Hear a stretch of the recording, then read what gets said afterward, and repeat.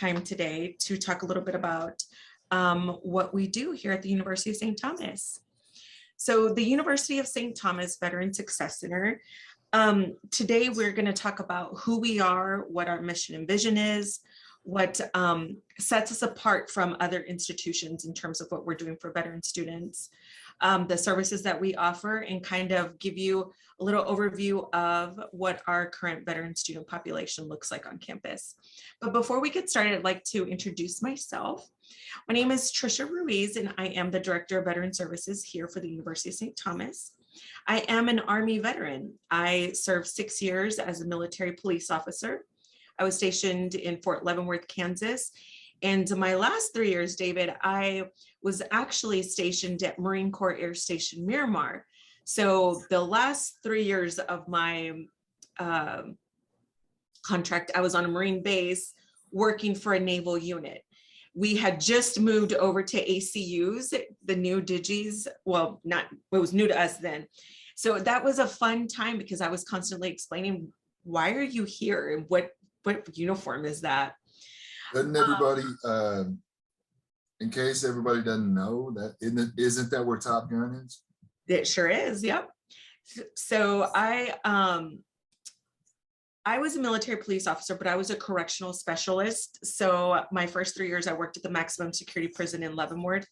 And then I went to Miramar, where I worked at the only Department of Defense brig for both genders. So no matter what branch of service you're in, no matter where you were stationed, if you were female and you were persecuted under UCMJ and were convicted, you had to go do your time in Miramar. So the brig at Miramar is right on the flight line of where Top Gun was filmed. So when people bring up Top Gun, I'm like, oh yes, that airstrip right there is synonymous to me with vomiting, because that's where we used to go run. And let me tell you, we ran some miles on that flight line, and it required quite a few times some vomiting. So it was good times. Good times. Flight lines that's a harsh environment.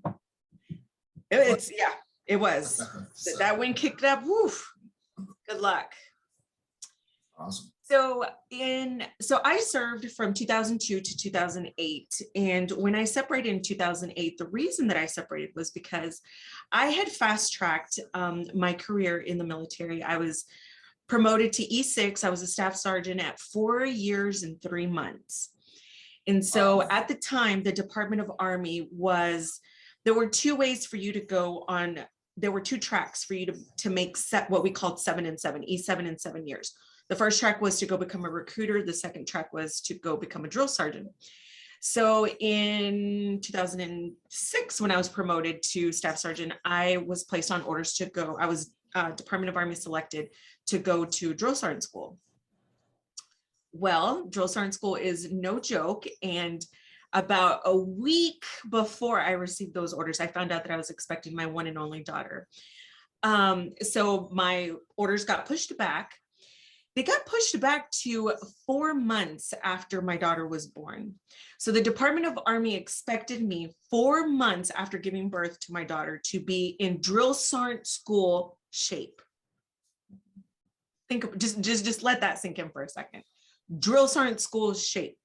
So I would have left when my daughter was 4 months old. Drill sergeant school for MPs is up in Fort Leonard Wood, Missouri. So I'd go to Leonard Wood, Missouri for 5 months. Come back, she'd at this point be 9 months old and would have spent more time alive without me than with me. And I would come to San Diego, pick her up, take her back with me, the MP schools at Leonard Wood. So I take her with me to Leonard Wood. At that point, she would be less than a year old, and I'd be the newest drill sergeant on the trail, which has, the most amazing shifts. And I would be there before the recruits woke up, and I'd go home after the recruits went to sleep. So I had it was at the time, the Department of Army regulation was that was an appropriate amount of time for me to have spent with my infant child, and I was fit for duty. So I reached out to my sergeant major and to my first sergeant. They were at Fort Lewis, Washington, because I was a detachment from them. And I said, this isn't normal. This is not normal.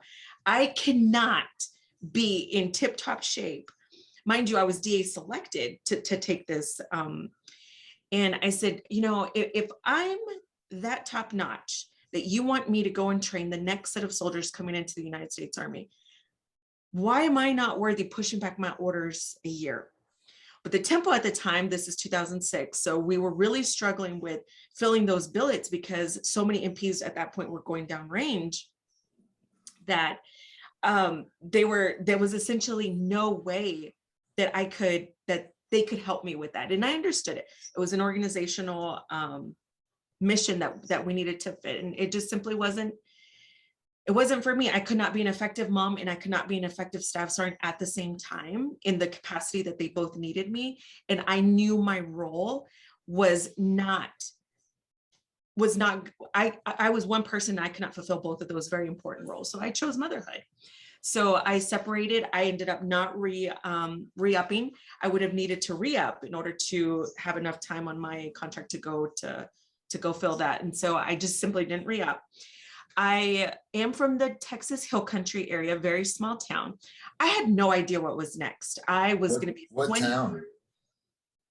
Very small town in, do you know where Kerrville, Texas is? So north of San Antonio, there's a small town-ish called Kerrville, Texas. About an hour on the other side of Kerrville is a very, very small town in Edwards County called Rock Springs, Texas. Yep. That is where I'm from. Population 1,200, class of 26. So I'm talking small. And so I joined with every intent of being a 20-year soldier, was going to make a career out of it, wanted to go down, go to Mannheim, Germany, go work at the brig there. I wanted to go to Cuba. I had quite a few plans. And so this was an unanticipated life transition for me because I did not expect my career to go this way. And so I knew I could not go back to my hometown. That was not an option for me. I had a little girl on the way. I had to figure it out. So my logical step at the time was for me to go back to school. I needed to go and reinvent myself so that I could provide for my daughter. So I ended up ETSing out of Miramar in San Diego, relocated back to San Antonio, where I attended the University of Texas, San Antonio for my undergraduate degree, which was in psychology.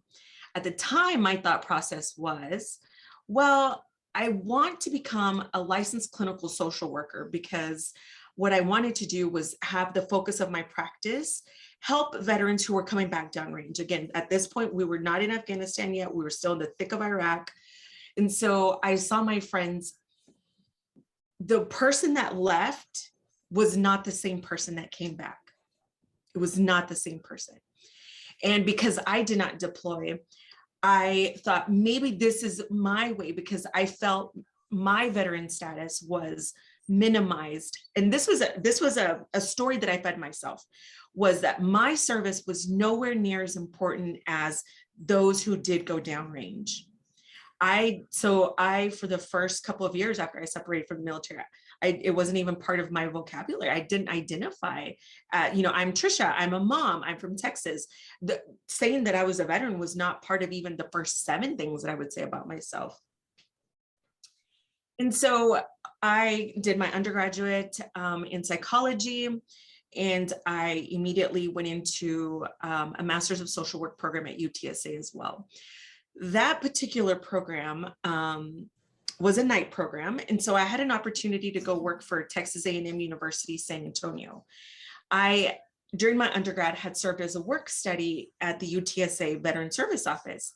And what was happening at the time, mind you, this is pre-post 9/11, VA is not telling you, you went to TAPS class for like a week. And the only thing that we cared about was we got to wear civilians for a week. I did not listen to anything that they said. I just cared that I needed to do this to get my 214 and get me out of here. So my mind frame I wasn't even in a place of mind to be absorbing all that information that they were throwing at me. And so, and what I found out was that a lot of veterans weren't either. So UTSA has one of the largest military enrollment still till this day in the state of Texas. And how we figured out about benefits and how we figured out was we became barracks lawyers. We would see each other passing in the hallway. We'd be like, did you know that the VA, hey, I just got so-and-so approved. I just got blah, blah, blah approved. And that was how we figured out how to get paid on time, like the basics, the very basics. So I served as a work study, UTSA, rolled into my master's program, which was a night program, and I had the chance to go work for Texas A&M as a veterans benefits coordinator. At the time, this was not a thing in higher education. Now, fast forward to 2022, it's very common that any institution, especially in the state of Texas, is going to have an Office of Veteran Services. So I worked for A&M, but I then found my job was so fulfilling, and I spent my 8 to 5 talking to veterans, say, you're paying out of pocket? Why?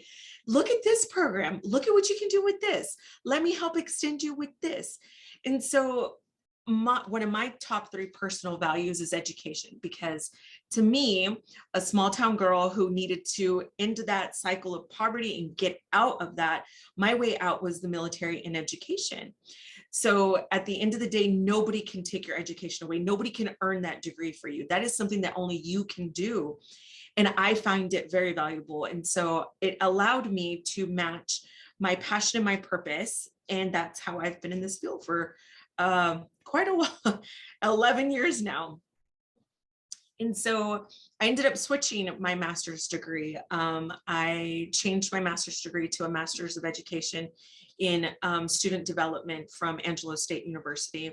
And I'm currently a doctoral candidate at the University of Houston Clear Lake, where the focus of my research is on female veteran students and their levels of satisfaction with organizational support. So how does the university support you as a female veteran student?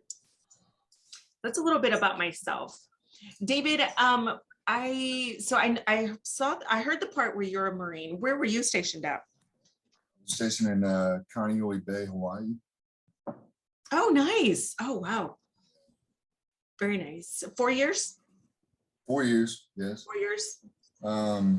Went overseas, spent 14 months overseas, Okinawa. I was actually in Hokkaido.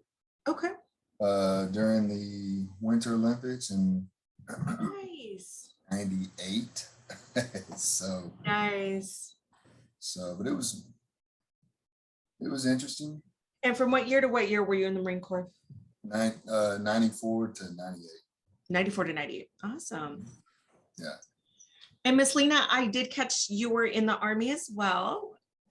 Yeah, we kind of got like the similar story. Like I was in the regular Army, and I have one daughter also. I had my baby, and I came down on orders to go to career. I just came back from Iraq having a baby, and they wanted me to do a hardship for a year, and I was just like, my child not gonna know me. So I got out on a family care plan, and then I went to school and did the National Guard for 6 years. So cool. Like that was when you was talking, I was like, that's crazy. We got the Similar same stories. thing. And I only have one daughter. She's 17 and she graduated this year.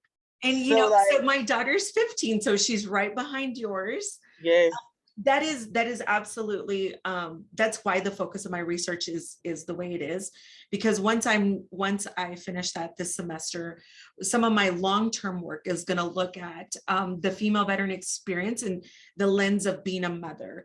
So there's so many layers to that, because I was not raised by my mother, and so I did not have, I had a very tough upbringing. I was raised by my grandmother, very low SES. And I think that there's so many layers to that experience. So one, I needed to get up out of there.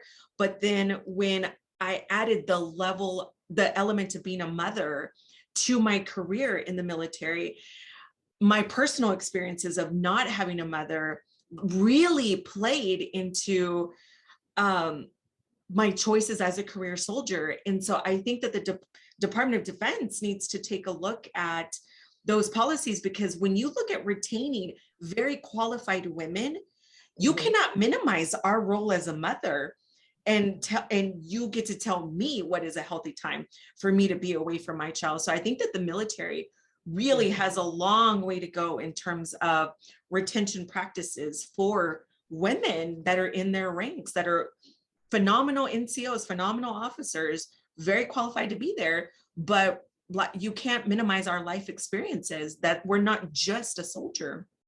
For the most part of my daughter early years, I don't remember anything, because the moment I had her, like you said, they gave me maybe 3 months, and I had to be back at work. So my baby was in a daycare. Like I missed a lot trying to do that. And then not being married, I would have to give if I would have stayed in, I would have to, when you Sign come the in, rights away. Yeah. you have to give your rights away. So it was basically like I was giving my child up for my career, and I was like, and that doesn't even and I mean, what woman feels dignified in doing that?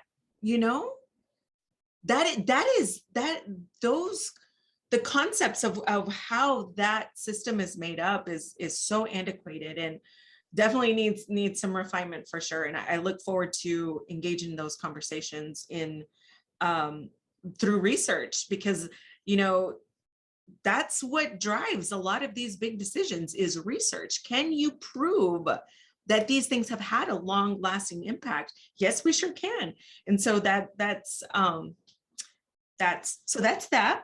So nice to meet you, Lena. I look forward to hearing a little bit more about you. So you did say you did go to school. Where did you go to school, ma'am? I went to school at the University of Southern Mississippi in Hattiesburg, Mississippi. Okay. When I went to I was stationed in Colorado Springs, 52nd Engineers. And Okay. then when I got out, I came back, and I'm originally from New Orleans, but after Katrina, around that time is all when I came back. So I went to Hattiesburg. Okay. I was stationed at First 204. It's like Newton, Mississippi, but we did a lot of our training in Hattiesburg at Camp Shelby. So I ended up going to school there. And like you said, my school time was rough because we just didn't have like a veteran officer. They wasn't getting our payments in, we wasn't getting our books. So when I got there, they just started, like we was like coming together as veterans. So they started had a veteran liaison started, and like after I graduated, that's when it kind of got better. But it was definitely rough trying to navigate through all that. What years were you there? I was there from 2010 to 2015. Yeah. So you were there still at where things are still getting figured out right now. Yeah. And what was your undergrad degree in, ma'am? I have a history and business administration. Oh, okay, great. I wanted to go to school to be a lawyer at the time. I'm still kind of like, it's never too late. Yeah, I'm working on. I took the LSAT once, but I'm working on bringing my score up. So, but now, I don't know. I'm kind of like it's different now, because with my nonprofit, it gives me so much enjoyment that I'll do it for free. Gotcha. So like if I do go to law school, it just would be for the learn the business side to help other veterans to kind of navigate through it. It will have to go with my nonprofit now, because I think that's my real purpose now. I think I was a barracks lawyer and I like to do research, and I worked in HR, so that's the kind of stuff so you know how to look for stuff. Yeah, like I had to help people in my unit, be like, they can't do this. You're gonna get your E4 if you have this much time. You ready for this or that? So like everybody would come ask me, what's the procedures, this and that. Yep. So you became a resource. You became a resource to your battles. I just want to connect that with my nonprofit, because I just get a lot of joy out of the nonprofit thing. So it's like it kind of amazed me now that I want to be a lawyer. I want to be a lawyer. Now I'm thinking about even doing like becoming a recreational therapist. I don't know. It's crazy. Like my whole outlook on life since Well, I've I been would doing love it. to, I would love to further that conversation with you, Lena, even past today. Okay. This is what I do. This is what we do is we help veterans figure out if education, where it fits in your lifelong journey and what you're trying to accomplish, and how can we maximize the skill sets and see what's the best fit for you. So I would love to continue to explore that with you. Hey, Kelly, how are you? Hi, I'm doing well. I got back late from lunch. Oh, hi. Well, nice to meet you. No worries. Welcome back. My name is Trisha, and I'm the Director of Veteran Services for the University of St. Thomas. I listened to a little portion of y'all's pitches earlier. So you own a construction company, correct? Yes, ma'am. Awesome. And what branch of service were you in? I was U.S. Army and I was a 12 Bravo. A 12 Bravo. Okay. What year to what year were you in?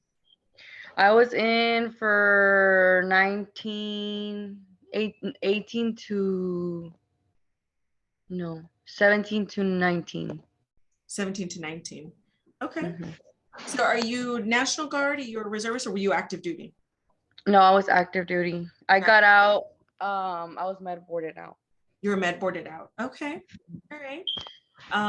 And where were you stationed at? I was stationed in Schofield Barracks, Hawaii. Oh, fun. Very Yeah. fun. Yeah. Lots of training though, because lots of good weather and everything. Yeah.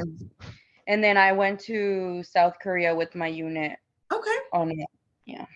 My assistant director was in South Korea as well. So it's 12:58. I'm going to breeze over kind of what I was going to talk about, but I think it's so important for me to learn about you all, so that way I can kind of cater the conversation to in what capacity could the University of St. Thomas potentially pique your interest. So again, my name is Trisha. I'm the Director of Veteran Services. My assistant director is Jay Hernandez. He's 12-year Army veteran as well. He's been in higher education. I've been in now for 11 years. Jay's been in higher education for 10 years. So we're right neck and neck. So combined, we have 22 years of higher education experience alone in just veteran services. So what our mission is, we talked a little bit about, Lena, you said, things got better after you graduated. There wasn't kind of this concerted effort. Well, what universities quickly found out was after that September 11, 2001 attack, when so many Americans rushed to go join the military, serve in the armed forces, what was happening was a lot of combat fatigue. So service members were tired of going downrange over and over. Now you're sending me to Korea. Now you're sending me to Cuba. And it was stretching people so thin that what was happening when that mass exodus started to happen about 2008, a lot of veterans started going back to school. And so just like when the first iteration of the GI Bill was passed, this post 9/11 GI Bill really pushed veterans to go back to school because there's a huge financial incentive. Why would you not want to go back to school when you get your tuition paid and you get paid monthly to go back to school? So what we do is we understand, though, that your needs are very unique. You're not like our traditional students. You don't want to go through probably the same orientation as our 18-year-olds who this is their first experience out of their home. So the University of St. Thomas, we know that and we appreciate that. And so we want to cater to your particular needs. The vision is that we have very intentional services. So at other institutions, you might be emailing the Veteran Service Office and you don't really know who it's going to. Here we have such a low staff to veteran student ratio that you know exactly who you're talking to when you're reaching out to the University of St. Thomas Veteran Success Center. You're either talking to Jay or I. That is it. It's not this large mass, you get your stuff lost. What do you mean you need my 214 again? I already submitted to you one time. There's no practices like that at all at UST. And so kind of some of the services that we offer are The approach that we take to this is we are the liaison between the university and the Department of Veteran Affairs so that we can ensure that our students do get paid on time. If our students don't get paid on time, they cannot pay rent, they cannot buy food. What kind of level of attention are they paying in class if they don't know when their next meal or when their next payment is coming from? So because we understand that, we embed both of these services. At other institutions, you might see you have one place with one area where they just do the certification of your benefits. And then you have a veteran service office, and we call those types of events like the pizza and the popcorn, the fun veteran student events. But what veteran wants to go to those events if you didn't even get their tuition paid and they're still getting notifications from the business office that that their tuition's still outstanding? They don't want to go to your pizza and popcorn events if they don't have that confidence, that trust in you. And so how we leverage that at St. Thomas is from the point of application submitted to UST, students immediately who identified as a veteran on the app will receive an email from Jay and I from our department, and it'll say, hey, I'm Trisha, this is Jay, this is what we do. Here's how you can reach me. Here's my phone number. Here's my cell phone number. Here's our email address. And we will be with you through the entire process from the point of application to the point of graduation. And so that is how we tie all of it together to create a good veteran student experience. We're the first university in Houston to have a standalone building dedicated just to veteran services. So it's not like one person in financial aid or one person in the registrar's office. We have an entire center that features study areas, a kitchenette. We have plenty of events throughout the semester that are just for our student veterans. We bring lawyers onto campus, and they do free consultation for veteran students. We bring literacy courses, financial literacy. The last course that we had was sponsored by the VA, and they issued all of the veterans that were in attendance a free iPad just for coming and learning how to manage your finances.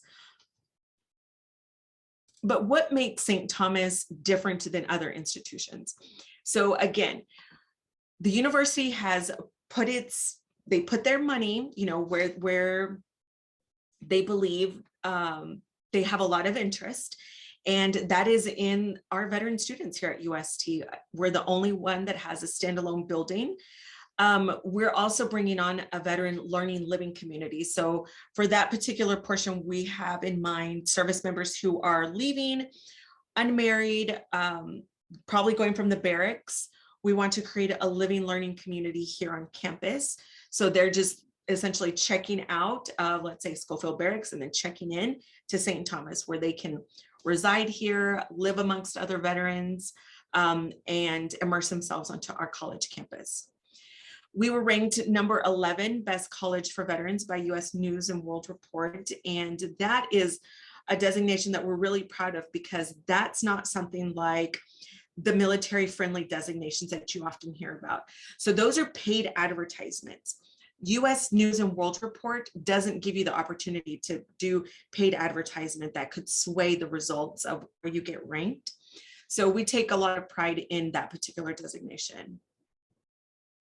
Again, we have a very small certifying official to veteran student ratio.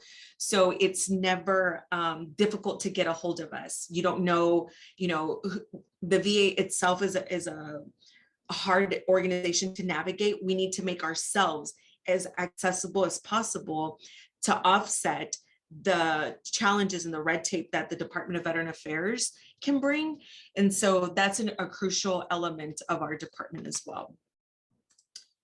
We have quite a few endowed scholarships. So our veteran students here at St. Thomas have 6 veteran scholarships that they can apply for that can help either offset their tuition. If they're using the GI Bill, then this money gets directly funded to them, and it can help them towards books, gas, rent, whatever that scholarship can do to help the student in their academic success. So in the interest of time, I'm going to stop there. Does anybody have any questions? No. Well, if any of y'all are considering going back to school, if you have any questions about any academic interests that you think that might help augment what you're trying to do with your particular business, whether you're looking to refine maybe just a certain skill set, please do not hesitate to reach out to me. My email address is extremely simple. It's veterans with an S at the end, and I'll drop it in the chat at sttom.edu. I just dropped it in the chat. And so a lot of what I do is, we know that we're not for everybody. If there's something very in particular that you're looking for, we're going to give you the most honest and accurate answer, because at the end of the day, Jay and I just want to see veterans get educated. There's so many benefits that go unused. I mean, Kelly and Lena, just our demographic alone, only 36% of female veterans have a bachelor's or a master's degree, and that's combined. So 26% have a bachelor's. And so for especially us post 9/11 era veterans, we have this open checkbook. The state of Texas also gives us Hazelwood. That's another 150 hours. I mean, it's ours for the taking. It's ours for the taking. So whatever I can do to help you in your journey, please save my information. We're very well connected with a lot of resources here in the city of Houston, because that's part of our job in making our veterans successful at the end, is connecting them to a lot of gaps that we can't help fill for them. Well, we know plenty of people here in Houston. And so hang on to my contact info and just let me know that I met you on this Saturday Zoom, and I'll jump in and I'll see however I can help you. Do you have time for a couple of questions? I sure do. So when I separated from the Marine Corps, my GI Bill was $14,999.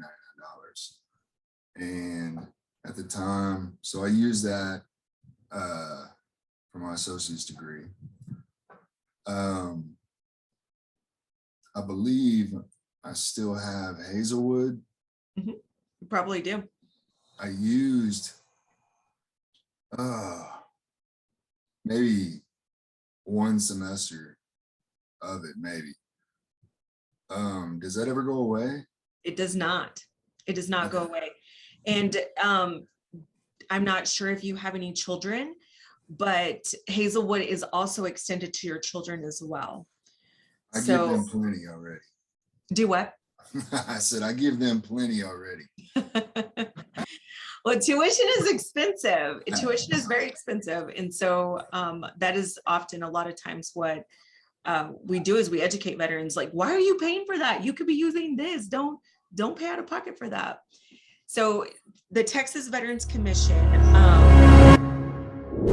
has a repository now, David, that you can go and log into. So if you just go to the Texas Veterans Commission website, click on the education tab, go to Hazelwood.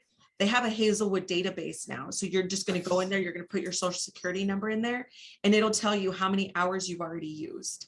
And it'll tell you how much you have remaining of the 150. I have a question.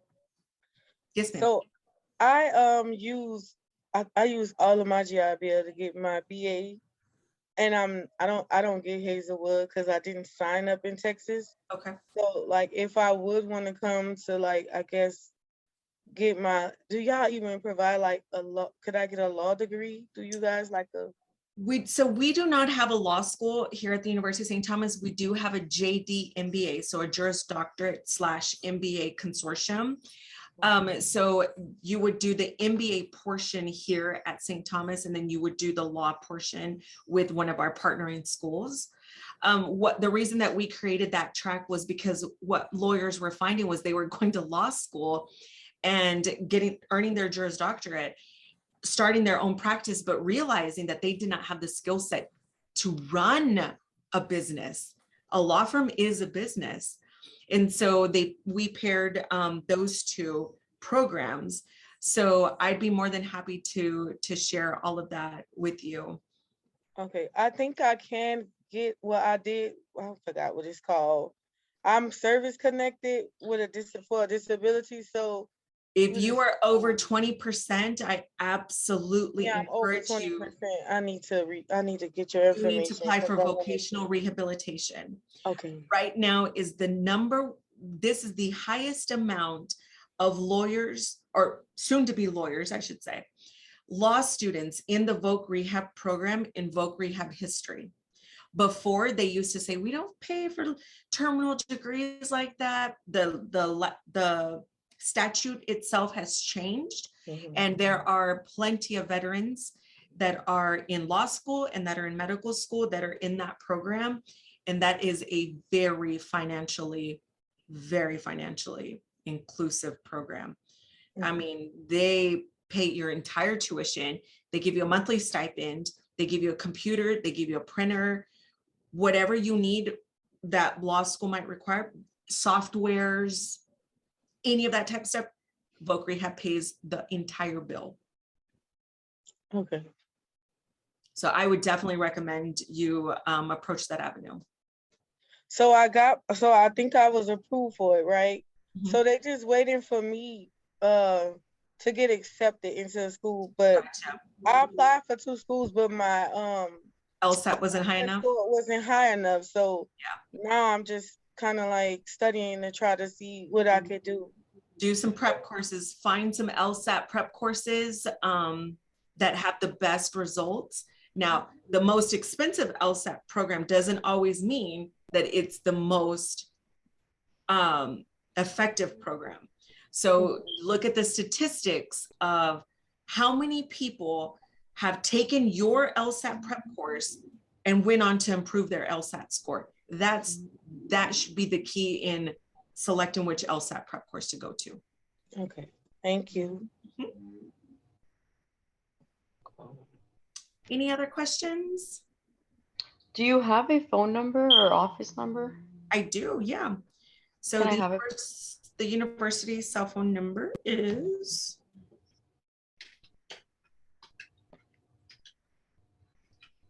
so you can call or text me. Now, my assistant Jay Hernandez and I do share that cell phone. So that's why I always use my email as well. But I mean, we both work in the same building, so I have access to the same phone.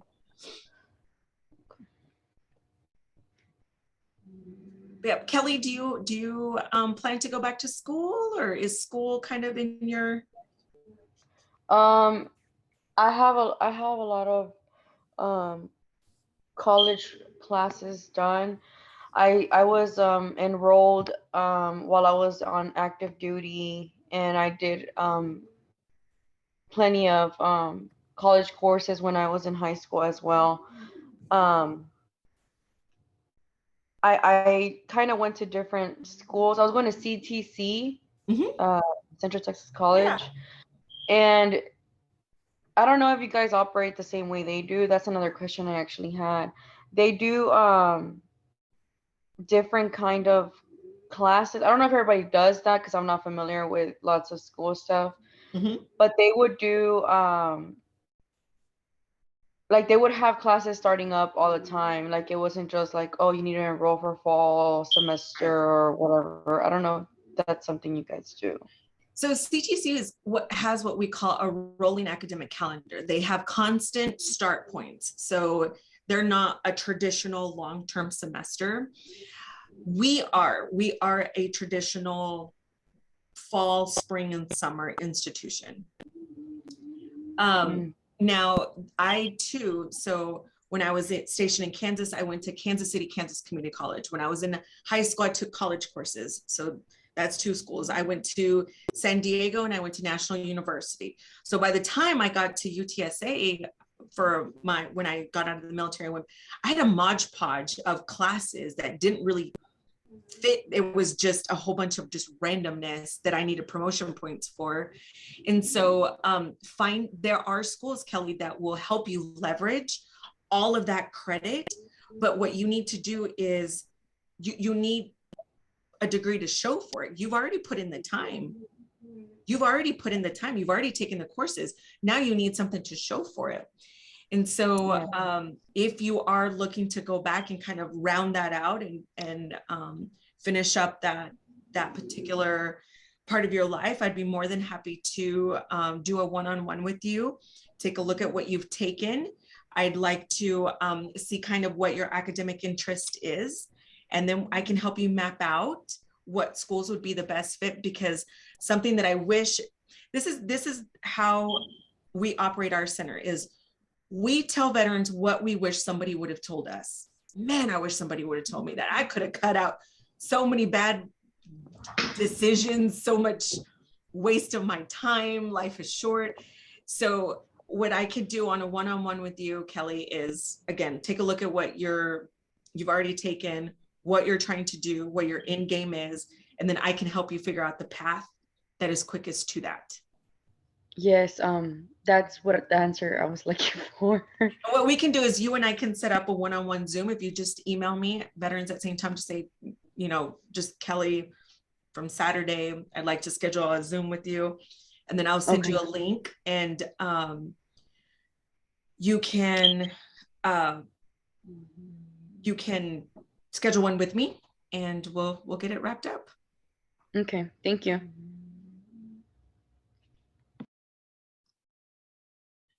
All right, well, I need to get off of this call. I'm going to give it back to Miss Marilyn. It was such a pleasure to meet you all. All of y'all's stuff sounds amazing. Best of luck. I look forward to connecting with you, Lena, furthering that discussion. Kelly as well, doing a one-on-one with you.